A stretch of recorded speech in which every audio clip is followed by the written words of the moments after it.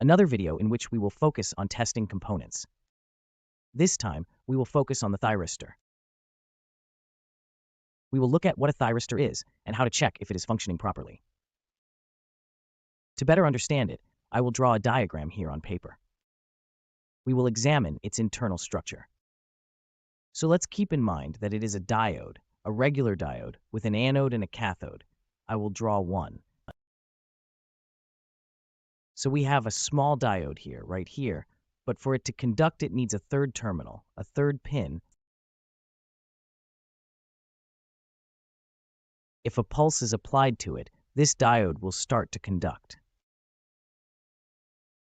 That is, for current to flow through it, we must first apply a pulse to the third pin.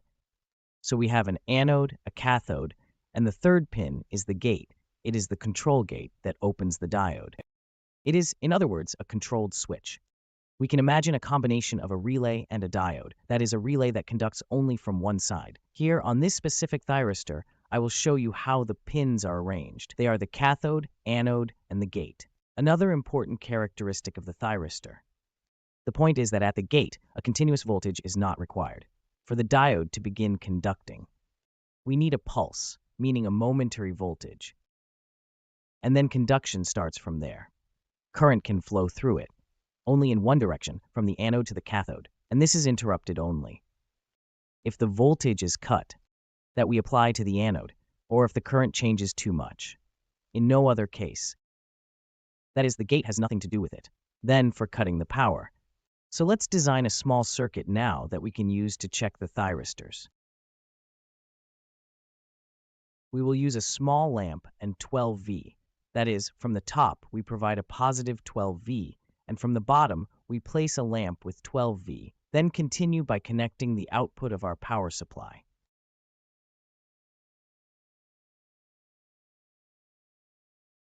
That is, a connection from a power supply and a small lamp, actually. I forgot to mention that for the buzzer to start and stay on, it needs to draw a bit of current, usually around 70 milliamps. So if we put an LED instead of a lamp, an LED will not be able to operate. The cycle with this. It is better for the light bulb to be an incandescent bulb. And at the gate, if we now give a pulse from the 12 volts, the little light will start to turn on and remain lit. If the thyristor is working properly, the little light should remain on, and we cut off the voltage from the gate. That is, we can use a button between the anode and the gate, which, when pressed, should light up the lamp. And when we release it, the lamp should remain lit. And for the lamp to turn off, as we said, either the anode must become more negative than the cathode, which means a current reversal, or to cut the voltage within the anode and cathode. So I can put a small switch here and cut off the plug. If I open this switch and cut off the plug, the light will stop turning on. So this will be off, and I will turn it on to stop the light from turning on. And of course, if I close it again, the light will not turn on. It will wait again to receive a command from the G. This is the only way to test a thyristor. It would have been easier, of course, if we could measure it with a multimeter, as we do with diodes or transistors, but in this particular case, because the diode tester cannot provide the latching current. To keep the thyristor conducting, we cannot do it with a multimeter. Some pulses with a multimeter, some old multimeters with a needle, maybe we could manage to get it to work. But still, not for sure. Because they don't have much current, they cannot supply much current to keep the thyristor conductive. So let's see it in practice. I have here an incandescent bulb at 12V to draw some current. And I have my soldering iron here, SIM negative for the thyristor, so I will make a small circuit that I have made on paper. I will give the SIM to the anode.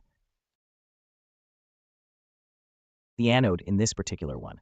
We said the thyristor is the middle leg. If we look here, the middle leg is the anode, and its body is also the upper anode.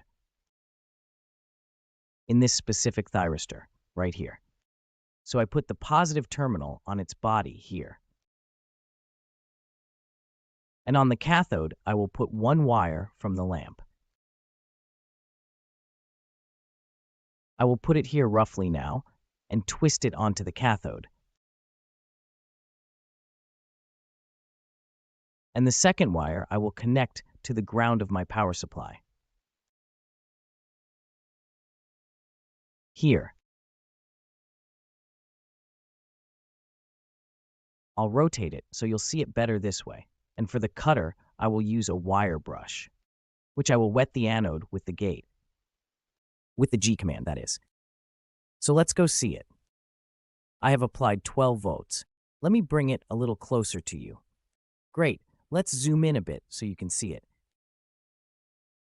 So now I'll short the anode with the gate for you. Oops, the light turned on. You see? I just left the short circuit connected. I haven't short-circuited it, and you see that the indicator light has stayed on. You can see here. The thyristor remains in conduction state, which is correct. We've checked it, and it doesn't turn off here at all, meaning the light stays on. Whatever we do at the gate, how will it turn off? We'll simply cut the power. I'll cut the circuit, reconnect it, and as you can see, the light doesn't stay on now. The light has gone out. To turn the light back on, we need to give a command again using our contact. Here, look, it doesn't make contact. Good. We gave the command, it lit up, we released it, and the light stays on. This is how we can check the thyristors.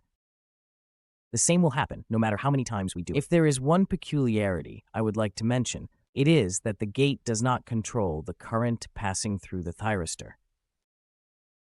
It is not like transistors, it is more like digital circuits.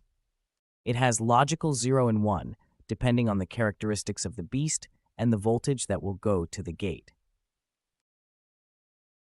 But it does not control the current that will pass through the collector and the drain, as happens in transistors and MOSFETs. That's why we say it is a relay, which can hold its state until the current is interrupted. And it has the advantage that it has no metal parts, moving parts, so it does not have much wear. It just needs a good heatsink to handle the high currents. So that was the video. If you liked it, give a like. I'm waiting for comments. And so we don't miss the next videos, we subscribe to our channel on YouTube. We also click on the notifications to receive alerts for our new videos. And of course, you can write to me in the comments. Questions, concerns, and anything else you want to see on my channel. Well, hello everyone.